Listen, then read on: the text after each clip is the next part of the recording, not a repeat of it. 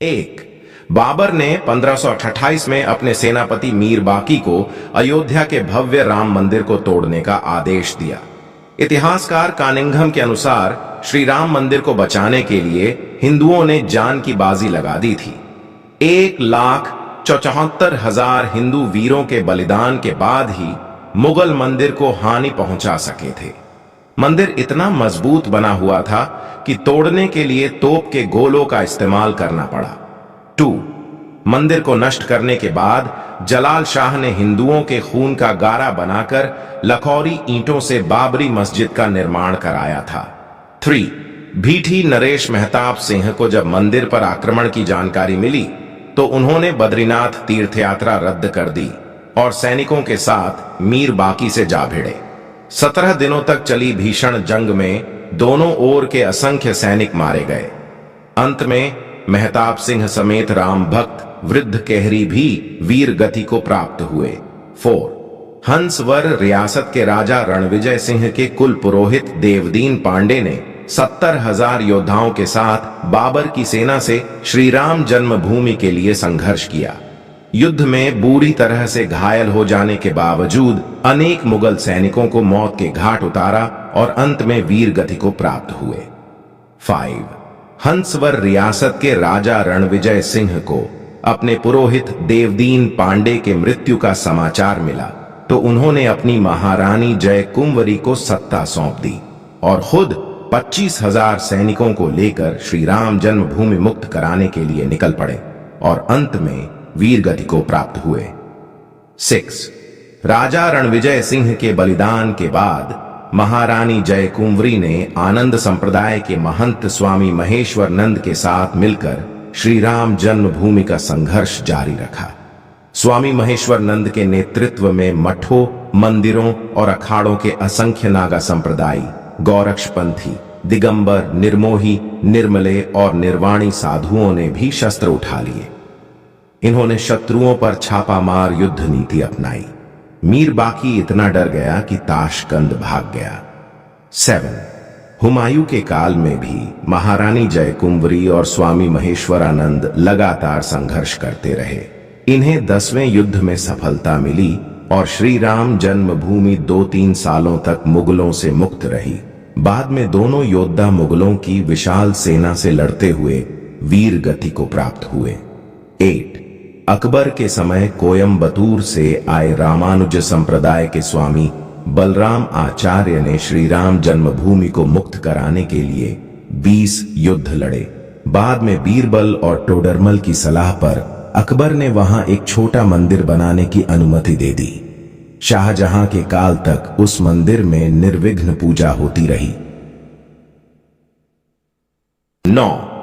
90 वर्ष निर्विघ्न पूजा होने के बाद औरंगजेब ने अपने सिपहसलार जांबाज खां को सेना समेत मंदिर नष्ट करने भेजा।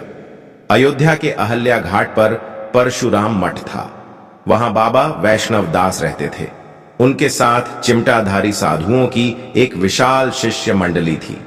इन्होंने चिमटों और त्रिशूलों के साथ मंदिर की रक्षा करी और जांबाज खां को उलटे पांव भागना पड़ा। 10. औरंगजेब ने दूसरी बार सैयद हसन अली को विशाल सेना के साथ मंदिर नष्ट करने भेजा। बाबा वैष्णव दास ने समय रहते गुरु गोविंद सिंह जी से संपर्क साधा। वे सेना समेत मंदिर की रक्षा के लिए अयोध्या पहुंच गए।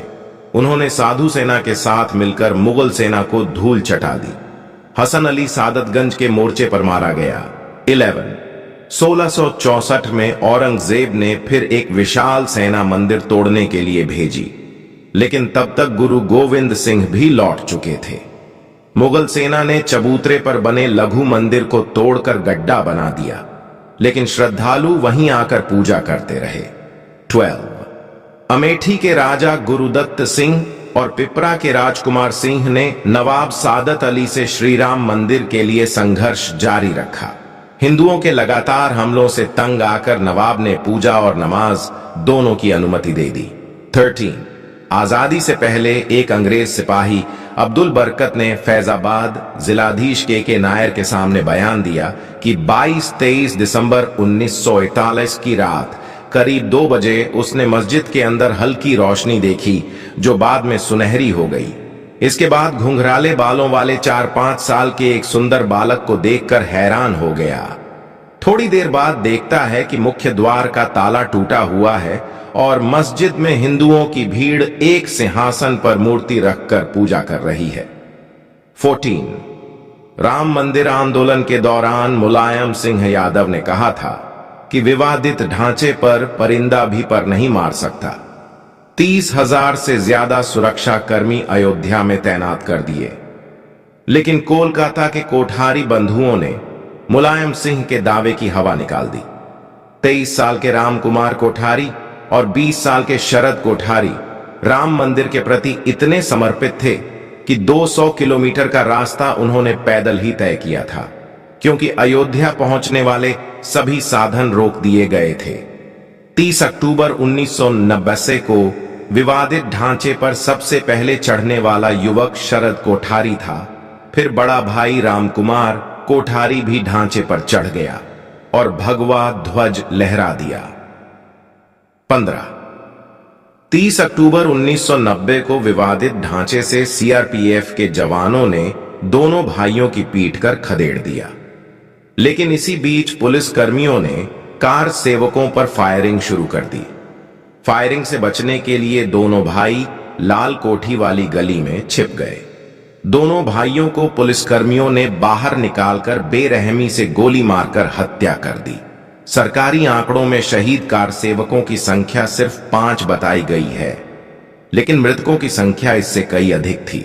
16 श्री राम मंदिर के पक्ष में सुप्रीम कोर्ट का फैसला आने के बाद अयोध्या और आसपास के 105 गांवों के सूर्यवंशी क्षत्रिय परिवारों ने 500 साल बाद सिर पर पगड़ी और पैरों में चमड़े के जूते पहनकर अपने प्रण को पूरा किया।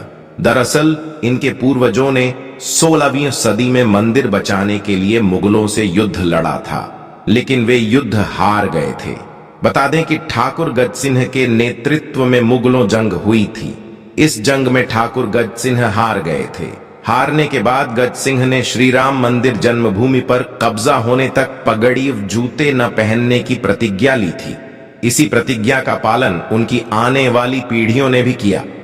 17 श्री राम मंदिर जन्मभूमि के लिए हिंदू समाज ने 78 धर्म युद्ध लड़े, जिनमें 3,50,000 से ज्यादा हिंदू वीरों ने अपने प्राणों की आहुति दी थी। 18 बता दें कि बाबर के काल में 5 धर्म युद्ध, हुमायूं काल में 10, अकबर काल में 20, औरंगजेब काल में 30, नवाब सादत अली के काल में 5, नासिरुद्दीन हैदर के समय 3, वाजिद अली के समय 2, अंग्रेजों के समय 2 और पूर्व प्रधानमंत्री विश्वनाथ प्रताप सिंह के कार्यकाल में एक धर्म युद्ध लड़ा गया था। 19 5 अगस्त 2020 को प्रधानमंत्री नरेंद्र मोदी ने श्री राम जन्मभूमि पर राम मंदिर के लिए शिलान्यास किया था। ईसात भव्य श्री राम मंदिर की नींव पड़ गई थी। 20 500 साल तक हिंदू समाज के सतत संघर्ष के बाद आज अयोध्या में भव्य राम मंदिर बन रहा है। मंदिर की ऊंचाई 108 फीट रहेगी।